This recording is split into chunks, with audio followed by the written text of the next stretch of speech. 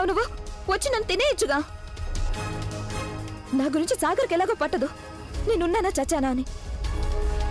చాలా రాత్రి అయిపోయింది. నేను ఎక్కడున్నానో తనకి తెలిసినట్లేదు. తెలిస్తే నా కోసం వచ్చేవాడుగా. ఒకవేళ తనుగానే నా కోసం వెతుకుతున్నాడా? అసలు తనకి ఆశ్రమం దారి తెలుసా? ఎన్నో ఏళ్ల తర్వాత కదా వచ్చాడు. నేనే వెళ్ళి తనకు కనపడతాను.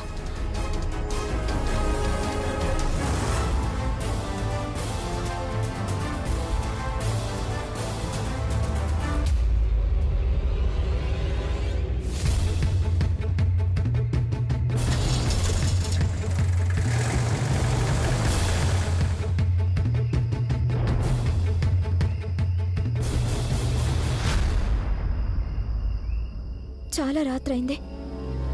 నా కోసం ఎక్కడ వెతుకుతున్నాడో ఏమో. మందు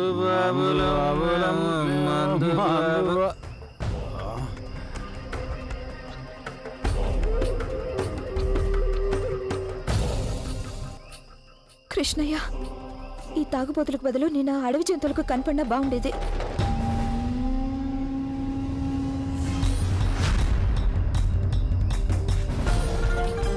అమ్మాయిరా, అమ్మాయిలాగే కనిపిస్తుందిరా.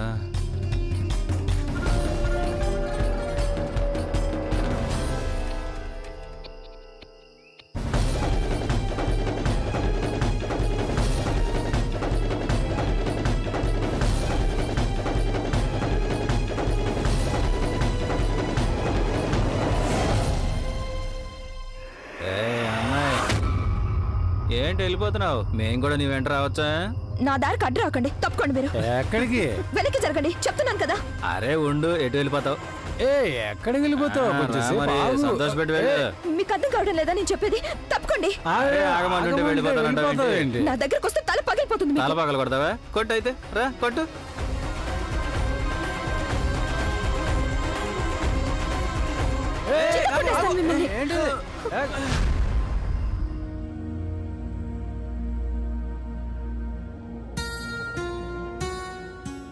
అసలెందుకిలా చేస్తావు గంగా? నువ్వు మా అందరితో కలిసి బస్సులో వచ్చేసుంటే ఇలా జరిగుండేదా?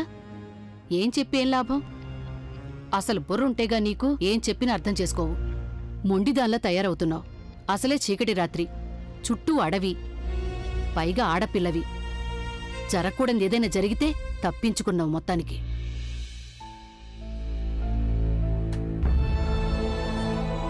నేను తప్పు చేశాను అమ్మగారు. అందుకు శిక్ష పడాలిగా.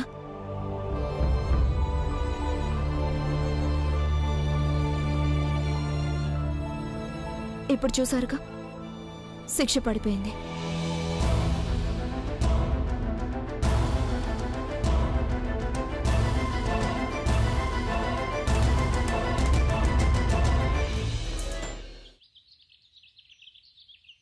ఏంటి?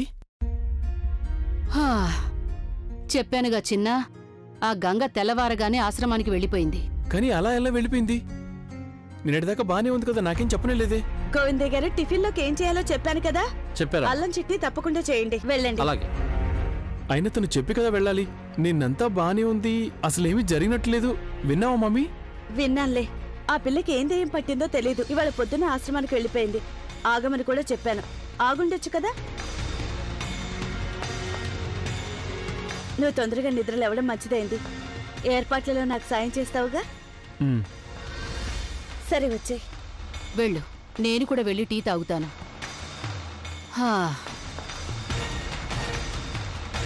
బహుశా గంగకి నా మీద చాలా కోపం వచ్చినట్టుంది.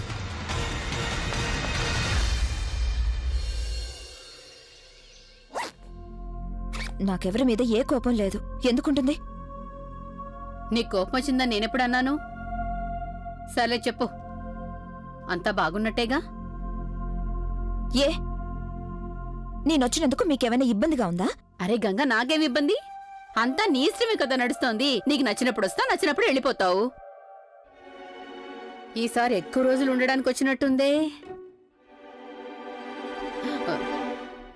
దేవుడా భగవంతుడా, మామూలుగా అడగడం కూడా కష్టమైపోతోంది ఈ పిల్లతో. అమ్మా తల్లి, గుడ్లుని మీ చూడకమ్మా. ఎన్నాళ్ళు ఉండాలంటే అన్నాళ్ళుండు. చూడు, ఎలాగూ వచ్చావు గనక పుణ్యకార్యాలు కూడా చేస్తే బాగుంటుంది కదా. ఇవాళ సత్సంగం జరగబోతోంది, నువ్వు కూడా రా. వస్తున్నా.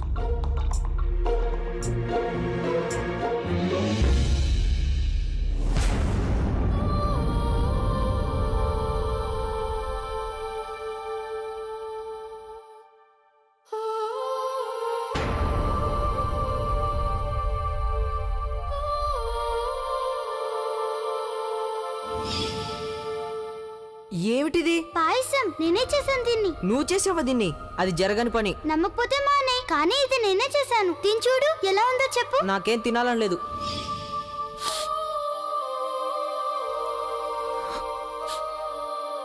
చిన్నప్పుడు మనిద్దరం ఒకరికొకరం చాలా దగ్గరగా ఉండేవాళ్ళం. కానీ నా లోకం ఇప్పుడు నీ దగ్గర ఉంది సాగర్. నీ లోకం మారిపోయినట్టుంది. ఇదిగో గంగా, త్వరగా రా. వస్తున్నాను.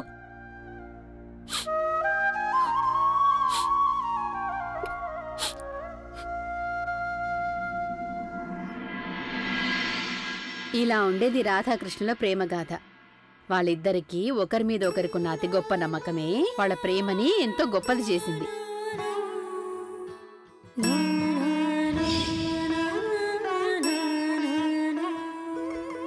అరే పరిగెత్తు!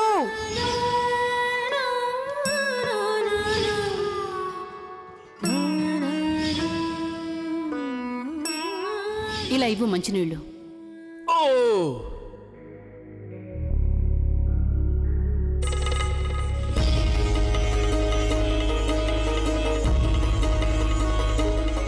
కానీ సుధపిన్ని, శ్రీకృష్ణుడు ఎక్కువగా గోపికలతోనే ఉండేవాడు కదా, మరప్పుడు రాధాదేవి అసూయపడేది కదా?